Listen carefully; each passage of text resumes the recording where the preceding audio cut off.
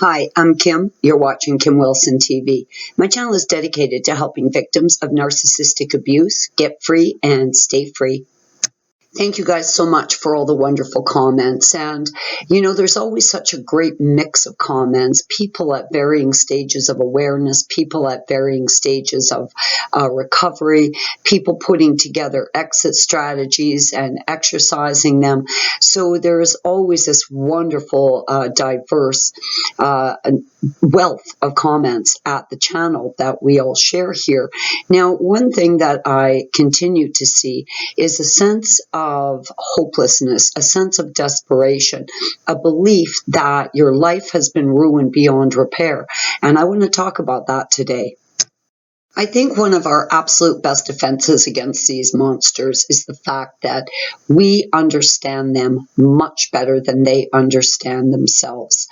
Though we may be struggling with acceptance of what happened, because I'll tell you, it is really hard to get your head around the fact that you have been targeted, dragged into a relationship scam for no reason other than the fact this person who is presented as your soulmate, presented as the love of your life, actually entered into this relationship to destroy you, to destroy your life, to dismantle you piece by piece by piece.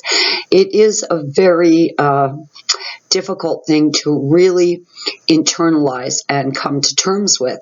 But we still have developed this incredible knowledge bank, this incredible understanding of what makes these dead, empty, demon-filled meat suits tick. We understand their agenda. We know what they want, and we understand their methods of attempting to extract this supply from us.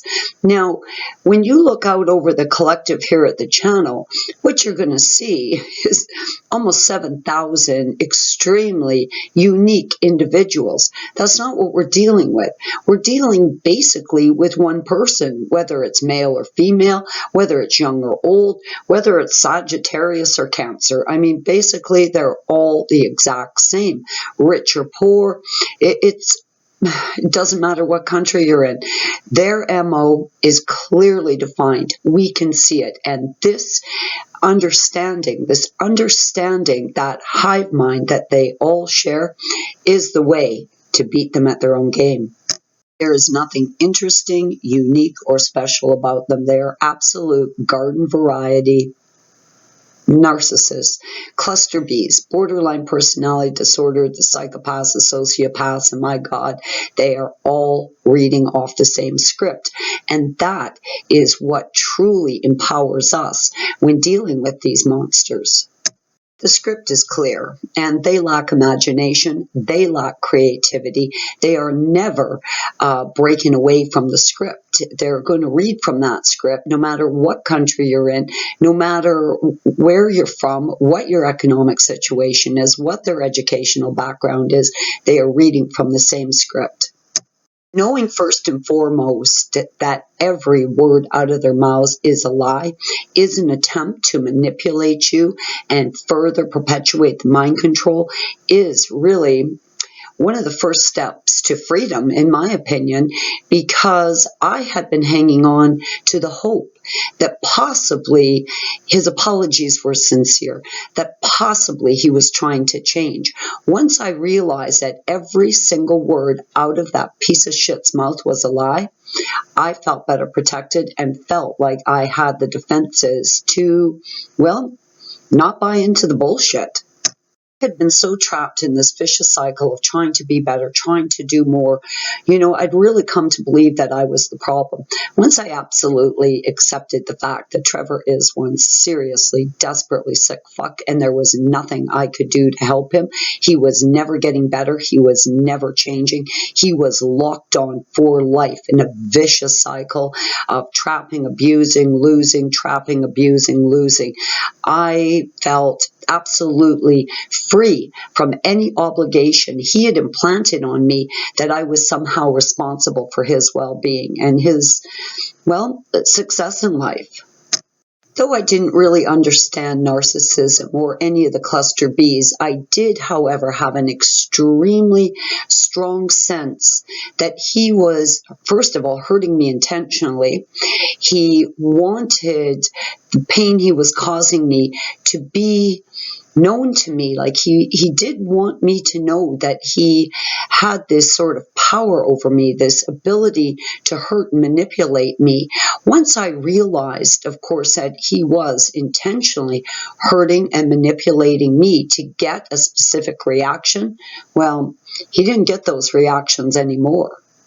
This is a desperate junkie looking for drugs, and their drug of choice is always going to be your reaction, your expression of pain, your expression of confusion, disorientation. Your confusion is supplied to them. The fact that you are hurting is supplied to them. When you appear to be broken, they're winning. So when you're able to understand what their drug of choice is, well, you can withhold their drugs. For many of us, we have the opportunity to wake up, realize what's going on, plan an exit strategy, and leave. But I certainly understand that there are many of us still trapped and share children with a narcissist, and going no contact isn't going to be an option. Now, if you share a business, you work together, you've got kids, you've got properties, holdings, financial obligations to each other, it can be almost impossible to go no contact. And if you've been a stay-at-home partner and your narc has been the primary, breadwinner, well, you may not have the money to leave. Of course, this doesn't mean that you won't get free, because you will get free. That's the truth. You will get free.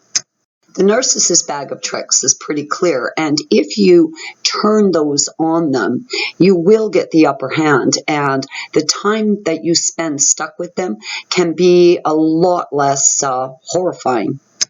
We're all on to the sweet mean cycle, so when they're being nice, don't react. When they're being mean, don't react. Don't react. When you don't react, they're not getting supply and you're starving them out. When they try to future fake you into believing there's a brighter future ahead, don't buy it, know they're lying, and don't react. When the narc is trying to hurt you with the ever so painful ghosting and silent treatment, don't react.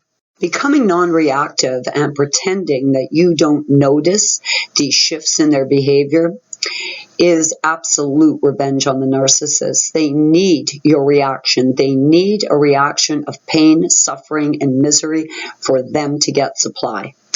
When the evil demon-possessed thing is manipulating you and hurting you and you're reacting, it has all the power. When you stop reacting, you completely disempower this disgusting thing. If you're able to separate yourself and realize that none of this is personal, the narcissist treated the victim before you the same way, they're treating you this way, and they're going to treat the next victim the same way. This is simply not about you. In fact, you really don't exist. You're kind of a stand-in, something they need to extract to try and fill their empty meat suits. What is it they need to extract? Well, it's your very existence. It's your soul. These guys are not unique or creative. We understand their MO. We understand what their ultimate goal is. So, no need to react. The smear campaign is nothing more than a confession of their own disgusting behavior, and that's the truth. They have zero authority over the final discard. The narcissist is never going to let you go. They see you as a possession. The only one that holds the power to create a final discard is you. Always remember, you are a free and unique individual. The narcissist is a slave to their disgusting behavior, unable to break the cycle of bullshit. Victims and survivors have far more power than they give themselves credit for. If you want to disempower your narcissist, do not react. And it's actually a lot of fun watching them squirm when you don't react. I'm Kim. You're watching Kim Wilson TV. I hope you guys are having a great narc-free day. Peace be with you, my friends.